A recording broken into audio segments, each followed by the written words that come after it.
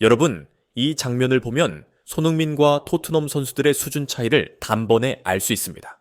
압박에 대처하지 못하고 우왕좌왕하던 토트넘 선수들. 그들은 허무하게 볼을 빼앗기는 장면이 반복됐습니다. 하지만 손흥민만큼은 달랐는데요. 넓은 시야와 빠른 판단, 그리고 완벽한 원터치 패스로 상대의 압박을 가볍게 벗어나며 경기의 흐름을 조율했습니다. 결국 상대팀은 손흥민 한 사람에게 집중 마크를 시도할 수밖에 없었습니다. 그런데 문제는 손흥민은 그렇게 쉽게 막을 수 있는 선수가 아니라는 점이었는데요. 과연 이 결전의 무대가 어떤 방향으로 흘러갔을지 발빠른 뉴스에서 자세히 알아보겠습니다. 유로파리그 16강 토트넘에겐 물러설 곳이 없는 결전의 무대였습니다. 상대팀 알크마르는 토트넘이 조별 예선에서 3대2로 패배한 갈라타사라이를 무려 4대1로 대파했던 팀이었죠.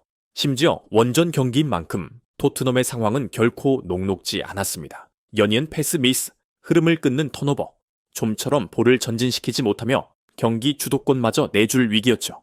특히 미드필드의 중심이 되어야 할 메디슨. 그러나 이날 그는 토트넘의 중심이 아닌 오히려 불안 요소였습니다. 전진 패스는 번번이 끊겼고 압박을 벗어나기는커녕 오히려 공을 빼앗기며 상대에게 슈팅 기회까지 헌납했습니다. 그러나 이런 혼란 속에서도 손흥민만큼은 달랐습니다. 알크마르의 강한 압박에 당황하며 볼을 쉽게 잃는 선수들과는 달리 손흥민은 놀라울 정도로 침착했습니다.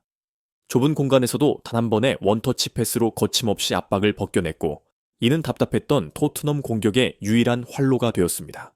이에 중계진들은 토트넘이 중원에서 볼을 소유조차 하지 못하는 상황에서도 손흥민만큼은 전혀 다른 움직임을 보여주고 있다며 감탄했습니다. 이어서 손흥민이 사실상 미드필더 역할까지 대신하고 있다며 강조했는데요. 하프라인까지 내려와 볼을 받아주고 단 한 번의 원터치 패스로 상대 압박을 무력화시키는 장면이 정말 인상적이었습니다. 손흥민이 공격뿐만 아니라 중원까지 책임지는 상황. 이것이 바로 전문가들이 주목한 클래스 차이였죠. 킥오프 10분도 채 되지 않아 경기에서 가장 돋보이는 선수는 단연 손흥민이었습니다. 그리고 이어지는 이 장면에서 모두가 득점을 확신했습니다. 손흥민의 감각적인 원터치 패스가 수비 라인을 단번에 무너뜨렸고 박스 안 메디슨에게 완벽한 득점 기회가 찾아왔습니다. 그냥 밀어넣기만 하면 되는 상황. 하지만 메디슨은 볼을 허무하게 수비수에게 빼앗기고 맙니다. 순간 경기장을 가득 채운 탄식. 손흥민이 만들어준 완벽한 찬스. 그러나 마무리는 존재하지 않았습니다. 결국 메디슨이 기회를 살리지 못하면서 토트넘은 코너킥 수비에서 베리발의 자책골로 한 골을 헌납하고 맙니다. 이날 토트넘은 중원뿐만 아니라 수비진마저 총체적 난국이었죠. 그런데 이 장면을 보면 손흥민의 클래스는 수비에서도 빛났습니다. 수비가 도무지 버텨내질 못하자 손흥민이 직접 내려와 문제를 해결하기 시작했습니다. 그런데 그 순간 메디슨의 퍼스트 터치가 너무 길어졌고 이어 수비 압박에 고전하며 볼을 빼앗길 위기에 처했습니다. 결국 그는 폭탄을 떠넘기듯 손흥민에게 패스를 밀어줬는데요. 그리고 단숨에 수비수 3명이 손흥민에게 몰려듭니다. 직후 비르메이스터가 긴 다리를 뻗어 공을 걷어내려는 순간 아군 진영에서 볼을 빼앗기면 실점으로 직결될 수 있는 상황. 하지만 손흥민은 태클에도 공을 빼앗기지 않았습니다. 이어지는 두 번째 태클까지 완벽하게 피한 뒤 벤탄쿠르에게 정확한 패스를 연결하며 위험을 벗어났습니다. 손흥민의 이 같은 활약은 도무지 공격수라 할 수 없는 전방위적인 것이었습니다. 공격과 중원 그리고 수비 진영까지 그가 닿는 모든 공간은 토트넘의 해결책이었죠.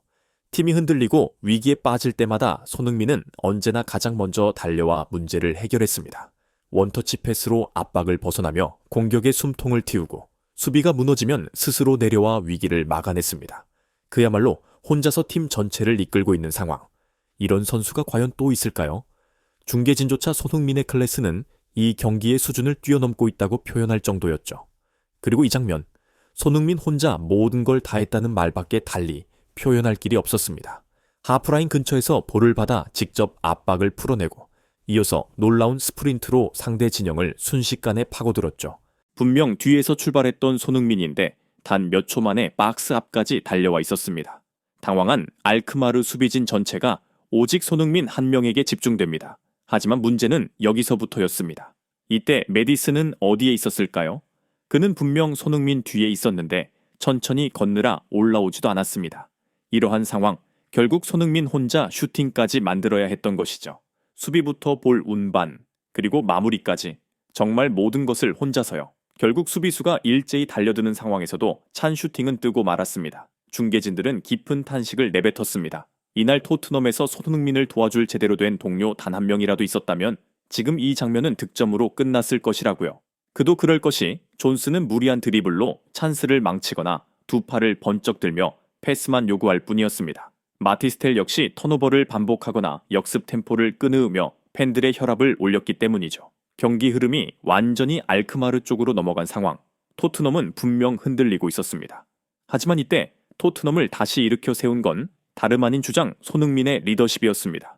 포스테코글로 감독은 팔짱을 낀 채 침묵하며 그저 답답한 상황을 지켜보기만 했지만 주장 손흥민은 달랐는데요. 그는 쉬지 않고 동료들의 이름을 크게 부르며 독려했고 적극적인 손짓과 몸짓으로 팀 전체를 끌어올리려 했죠. 괜찮다, 집중하자고 경기장 곳곳에서 동료들을 향해 외치는 손흥민의 목소리가 선명히 들릴 정도였습니다. 결국 감독 대신 그라운드 위에서 진정한 리더 역할을 한 건 바로 손흥민이었던 것이죠. 그런데 여러분, 이날 경기는 손흥민이 빠지기 전과 후로 나눌 수 있습니다. 득점이 반드시 필요한 상황에서 대체 포스텍 감독이 왜 이런 결정을 했었는지 이해하기 어려웠습니다. 후반 70분, 손흥민이 벤치로 향하자 알크마르 선수들의 눈빛이 완전히 달라졌습니다. 전반 내내 내려앉아 있던 그들이 갑자기 공격에 불을 붙이기 시작한 것이었죠. 후반 들어 리드를 잡아가던 토트넘은 순식간에 공세에 휘말렸습니다. 토트넘의 수비진은 완전히 방향을 잃었고 매서운 공격을 온몸으로 받아내는 건 오직 비카리오 키퍼뿐이었죠. 그제서야 감독은 당황한 기색을 보이며 선수들을 향해 소리치기 시작했고 경기장에는 위태로운 공포감이 돌기 시작했습니다.